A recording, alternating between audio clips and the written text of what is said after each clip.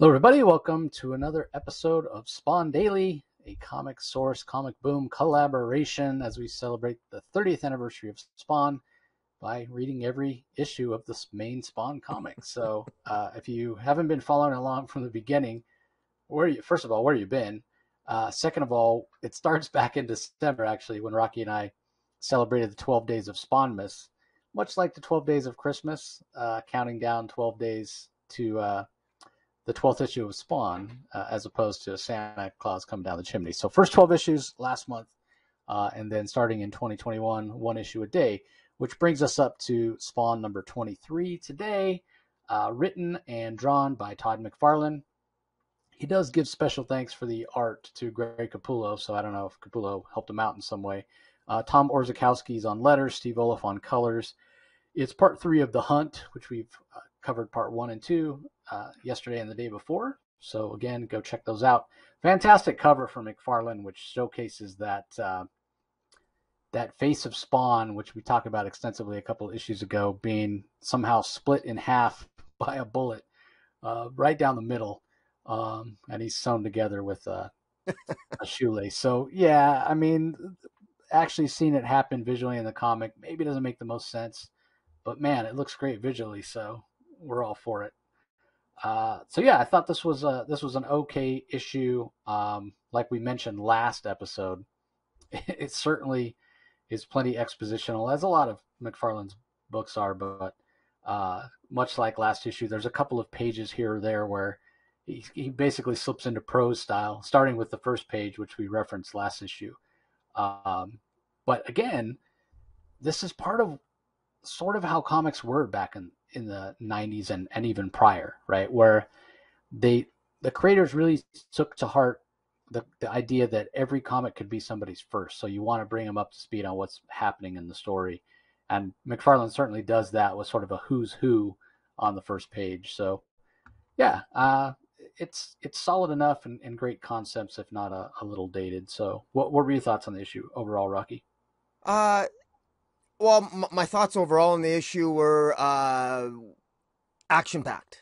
Action packed. I enjoyed it. It was like I said, it it was a lot of fun. It was very exposition heavy, which we've talked about before. That was McFarlane's sort of. I mean, like literally, you could pick up this issue fresh, and every single major player, Jason Wynn, Spawn, Vito Gavano, Wanda Blake, Sam and Twitch the detectives, and of course the situation that Spawn finds himself in, all very much narrated on pretty much the very first page, all set out for everyone to read and see.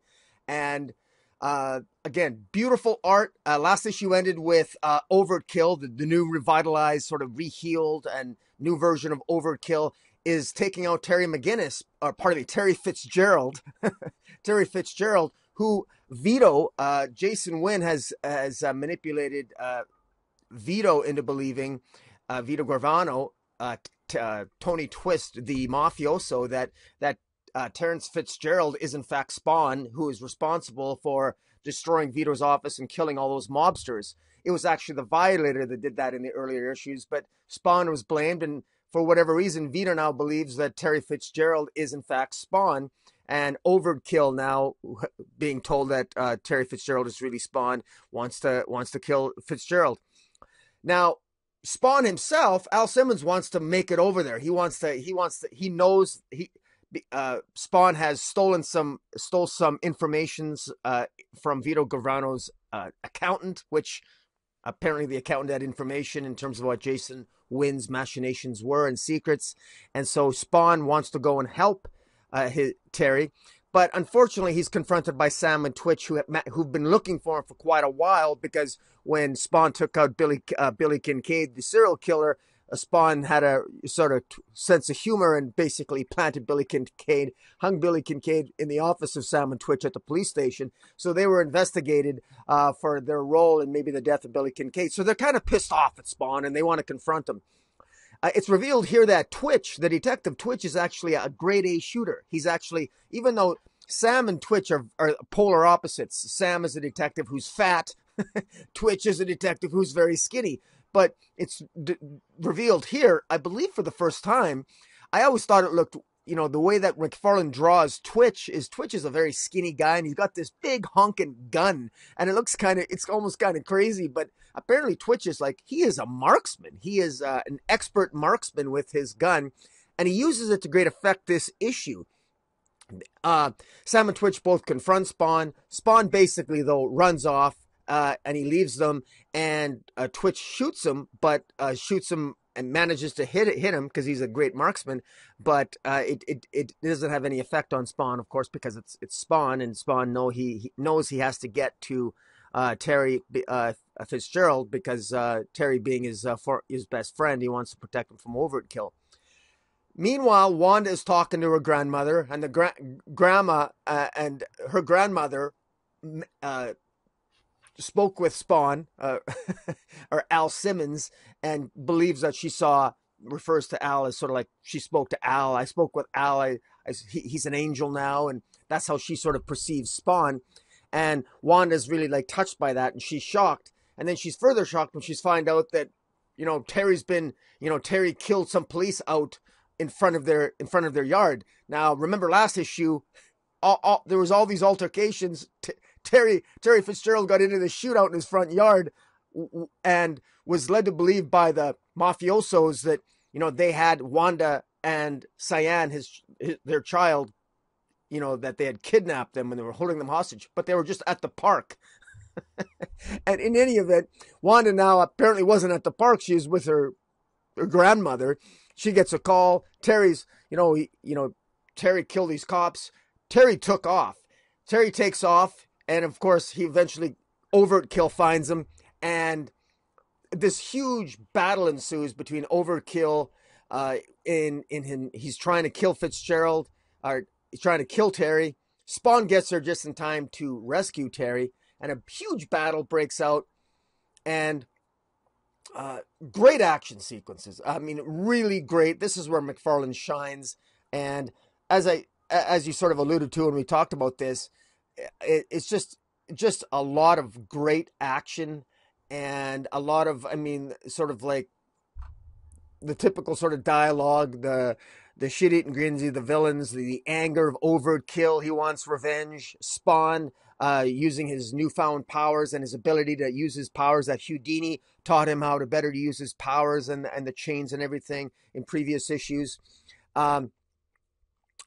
This all works to great effect. Meanwhile, the media is in front of Wanda's house. Jason Wynn is setting everything up. Jason Wynn has blackmailed all of her neighbors to say bad things about Wanda Blake and Terry Fitzgerald, because Jason Wynn needs a scapegoat, because the White House is coming down on him because he's been unable to explain his 2-day disappearance, where we readers know Jason Wynn disappeared and became anti-Spawn for those 2 days. And for whatever reason, Jason Wynn thinks he can manipulate events to blame Terry Fitzgerald for this intelligence disaster. And so that's what's happening. So Wanda's in a state of complete panic. Meanwhile, Terry is, being protected by Spawn as Overt-kill tries to kill them both. And Vito Gravano did all he could to upgrade Overt-kill, so he's much more difficult to kill. And what's actually surprising here, and I really enjoyed it, was, of all people, Twitch actually manages to save the day. Overt-kill is getting one up on Spawn. It looks like Overt-kill might even be victorious in the second battle against Spawn. But Twitch manages, expert marksman that he is, he shoots Overt-kill in the ear, and it screws up his programming and makes him basically run off. And he starts saying the words "young blood, bad rock, young blood, bad rock," and I'm assuming that he sort of takes off, and there's an editorial box saying "see young blood number 7." So we're not going to be reviewing young blood number 7, but apparently Overt-kill runs off into another comic book by Rob Liefeld's Young Blood number 7. But that saves Terry Fitzgerald's life, and also Spawn's life, because certainly Spawn, it appeared to have been in danger of being killed as well. And that's really how the issue ends, with Sam and Twitch looking over the bodies of a wounded Terry Fitzgerald and a very rough looking Spawn. So I enjoyed the issue. I enjoyed the issue. It was exposition heavy at the beginning, but I'm glad that a lot of that exposition sort of disappeared and we could enjoy the action sequences and the narrative. And there was less exposition as the story progressed, and it was action packed. It had good dialogue, and it clearly established some of the emotions that Wanda Blake was going through and dealing with the media, and all this stuff does appear to be coming together. I've got some criticism. I still don't quite understand. I think it doesn't quite fit really neatly what Jason Wynn's plan is. It seems like it seems a little bit too convenient how the media is buying all this. But McFarlane has done his best to spoon feed us as to what it is, and it's good enough to put a smile on my face. I've been enjoying this so far. What do you think? Yeah, you're right. I mean, it's one of the most action-packed issues that we've had to date, and I think it works on that level. It also, despite the heavy exposition at times, it's sort of one of the quick reads because in those action scenes, when it's Spawn battling against Overt-kill, and even the scenes with Sam and Twitch, and Twitch using his marksman skills to in a way take out Overt-kill, or at least cause them to malfunction. There's not a lot of exposition needed, so it lets McFarlane do what he does best, which is render some great action scenes. There are a couple of nitpicks that I have. Um, First of all, and maybe I would have thought this a little more before 2016, or certainly before the pandemic, that friendships and loyalty among neighbors would be able to survive some bribery. But uh, I mean, does every person in the Spawn universe have deep dark secrets? Like, right? What when you talk about the neighbors, one set of neighbors is illegal immigrants, one cheated on their taxes, and one had a baby out of wedlock. I'm like, man, I would hope that not all my neighbors have some deep dark secret that can be exploited by Jason Wynn. So that was a little hard to swallow. The other thing is not really a nitpick, but just an observation that I actually think that I like. That's a great detail, because we talked last issue when we mentioned, or we've spoken previously about the body that Al Simmons has now is not his old human body, right? It's made of psychoplasm. And Yeah. we talked last issue about McFarlane saying that Spawn weighs 400 pounds, and we speculated on the density of psychoplasm and whatnot. And I talked about the fact that, Spawn's body only looks human, and he's got the parts, he's got bones, he's got a heart, whatever, but that's just because in his mind he knows that's what a human body is supposed to look like. Mm. That's illustrated very well when Twitch uses his marksman skills to blow out his knee, right? It even says, shot is a direct hit, tearing through cartilage and shattering a kneecap.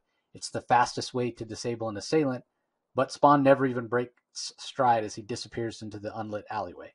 So again, it goes to show that Spawn Spawn is not human, right? Like, you can blow away his kneecap, and it should stop him from running, and it would stop a human, but his body doesn't really work the way that a normal human body works. Yeah. So I thought that was a kind of a cool little reminder that McFarlane put in. And one other thing, you mentioned the accountant. One other thing that I just remembered, and I forgot to mention this last time, when I was doing the research on Tony Twist, and again, not sure why McFarlane went and changed the name. It ended up costing him all this money. But he apparently in an interview he did in Wizard Magazine, he talked about using names of hockey players. He's Canadian. He's a hockey fan. So that worked against him when it came time for trial. And Tony Twist, who was a defenseman, somewhat of a goon hockey player, which basically means that he was there to get in fights with the other team's best players, take them out of the game. There was another hockey player. That accountant's name, Joe Sakic, while it's spelled differently, there was a hockey player that played for the Quebec Nordiques back in the day, Yeah. named Joe Sakic. He did not sue, so I guess he didn't feel that he came off that badly. Yeah. So I forgot to mention that when we Yeah. were talking about it last Also, time. I happen to know Joe Sakic had a more successful hockey career. He probably didn't need to sue. Yeah, 100%, 100% accurate. So yeah, I mean, again, action-packed issue. It read faster, it paced very well. Some of the better McFarlane art. I particularly like the sequence where Twitch is trying to take that shot. How the panels flip between seeing Overt-kill just pounding on Spawn, and zooming in on twitch. You can even see the sweat on his forehead for the the stress of the moment when he's trying to make that shot. So yeah, all in all, a pretty fun issue, and I think the hunt concludes next issue. So and then we'll go from there. So yeah, solid issue. Yeah, it was good. It's going to be interesting to see. This almost felt like if there's another chapter to the hunt, it almost felt like an ending this issue. So it's going to be interesting to see what happens next issue. I have not read the next issue yet, so. Yeah, I haven't either. So we'll see. I mean, Spawn, in a way, Spawn is at the mercy of Sam and Twitch with the way this one ends on a cliffhanger. And we do get, we can look at it. If you flip to the last page, you can look at it right there. He does, McFarlane does something that is pretty common in comics at this time, where it says concluded next issue. So we know the end of the story comes next issue. But yeah, both he and Terry Fitzgerald are at the mercy of Sam and Twitch there. And I wonder, despite the fact that Al Simmons has been trying to keep his identity as Spawn a secret from Terry Fitzgerald, if this is where the true identity of Spawn is finally revealed to Terry Fitzgerald. But even if it is, I expect Terry would keep it from Wanda. I imagine when he does find out, he'd have to have mixed feelings, right? Like, he knows that his wife has to still have feelings for her first husband, but he's sure he's going to feel a loyalty to his friend. That's going to put Terry in a unique position. So I guess we'll wait and see. Yeah, I'm curious because, those people who are familiar with the Spawn story already know the answer to this question, but I don't. I'll be curious to know who finds out that Al is alive first. Is it going to be Terry Fitzgerald, or will it be Wanda? Who's going to find out about that Al Simmons is alive first? Now, we know that Wanda was told by her grandmother this issue that her grandmother saw Al, but Wanda might just pass that off as my grandma believing in angels and blah blah blah. Yeah. But I mean, we also know that Wanda has had dreams of Al. Just at the same time, suddenly her grandma says that she spoke with Al, and now all this stuff is sort of hitting the fan. Wanda, lamented in this issue about how, she should have known better. She went from marrying one intelligence operative to marrying another, and now her life's fallen apart, and she should have known better, and what have you. And so Wanda herself is clearly going through some angst here, and she's got to be somewhat frustrated because, I mean, it was the secrets that she never knew about that killed her first husband, and certainly it was the secrets that her second husband never shared with her that seemed to be almost killed him this issue. So, I guess the moral of the story, if you're a woman, is don't marry an intelligence operative. Yeah, and I think I had mentioned that before. I mean, Granted, he wasn't a field agent, so maybe she felt a little safer. Yeah. And I think she kind of alluded to that this issue. But yeah, I mean, stop marrying intelligence agents, man. Yeah. So anyway, solid issue, and yeah, it all comes to a close. Next issue will be interesting to see what happens. Yeah, well, it was pretty good. It was short and sweet, and it's a good. Sometimes these issues are a little bit longer with a lot of exposition, but this one, it's funny with the exposition is because it might be good for new readers, but it's almost to a point where it's almost like I'm reading the exposition faster because it's saying the same thing in every issue. So it's like there's a lot of words on some of the pages, but it really is just ultimately a rehash. It's amazing how, quite frankly, and in this issue, I noticed it. I read it twice. The first time I read it, I literally breezed over the exposition, and I basically got the full substance of the issue. Yep. Not reading half of it. And then when I went back and actually read it, it never really added anything to it because I already knew all the stuff that was in the exposition anyway. So that's kind of a clue that, as a loyal reader that's been reading every issue so far, it is a little redundant for readers that have been with it from the beginning. But as you said, I mean, I suppose every potential issue of Spawn is for a new reader, but it can get a little frustrating, but it's also a lot of fun. It's a lot of fun. Yeah, and there are times I'm tempted as well, but I always end up reading it because sometimes he does hide nuggets in there that you don't know. Like about how Jason Wynn got returned, how he was just found crumpled up in his office by the janitor. Yeah. That was just a random sentence thrown in, never mentioned anywhere else in the issue before or after. But yeah, just trapped in a wall of text. So yeah, I think we've mentioned this before. That's the danger of exposition. If you present that, some people, people who read comics there doesn't necessarily mean they love to read and they want to read something that's super dense. Yeah. Like for example, the Hickman X-Men stuff. I know people that skip over those text pages that he adds in there and Mm. they just don't want to read it. Yeah. But you miss out on some of Yeah. the You the have to. details. That was the Yeah, only reason. That was one of the reasons I enjoyed House of X and Powers of X so much. I'm not an expert on X-Men by any stretch, but that to me added that really helped me. I yeah, needed to read that exposition in the back of the Hickman's Hoxpox there, yeah, because it contributed substantially to my knowledge base of just to understand, you know, what underscored some of the plot points in the story. But yeah, yeah, exactly. But again, you run the danger when you're doing it constantly and saying the same things. But again, part of what comics were like back then. So yeah, anyway, that's going to do it for this episode, everybody. Hope you enjoyed our recap of Spawn number 23 on Spawn Daily. Don't forget to go and check out Rocky's channel on YouTube if you have not done so already. If you're not watching these videos, you're just listening to the audio, just head over to YouTube, do a search for Comic Space Boom exclamation point. Subscribe to the channel, ring the notification bell so you know when new content comes out. Like this video. You know how to do it. Everybody knows how to do it on YouTube yeah. these days.